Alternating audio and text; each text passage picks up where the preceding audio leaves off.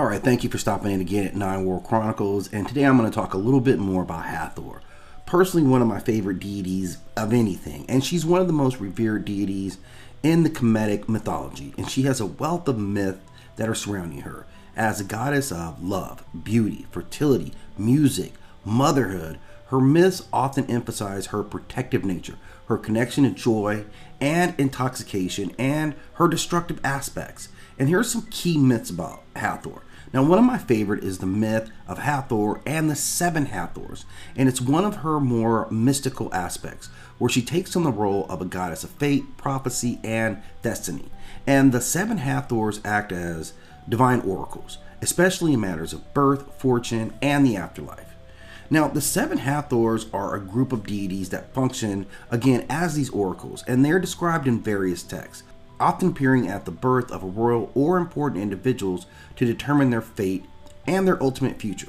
And this mirrors, now obviously we see this ideology reflected in other belief systems that would come later.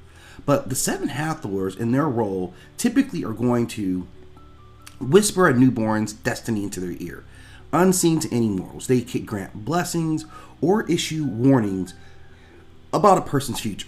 And some myths suggest that they carry the power of life and death, deciding which individual will live a long life or a short life. And one of the most famous tales is the tale of the doomed prince. And this is a story about the seven Hathors that's found in Kemetic folklore and tells of a royal child whose fate is ultimately doomed. Now, when the prince is born, the seven Hathors visit and foretell a very tragic fate. He is destined to die either by a crocodile, a serpent, or a dog. So in order to protect him, his father builds a fortress to keep him safe from all these threats. As the prince grows up, he becomes more curious about the outside world, which is inevitable. Eventually, he leaves his very protective home, and he encounters a dog, which he tames and makes a pet. Later, he meets a princess, and he falls in love with her, and she falls in love with him. But as fate would have it, in his encounter with this princess, he's bitten by a serpent, fulfilling part of the prophecy.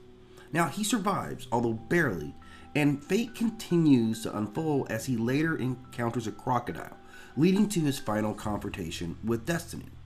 Now, the ultimate moral behind this story is that fate is inevitable, and once it is cast, there's very little that mortals can do to change that role.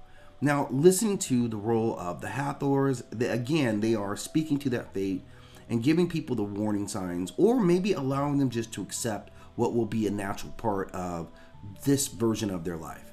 Again, if you have more to add to this brief mythology about Hathor, please do so in the comment sections. And as always, I ask that you hit that like and subscribe.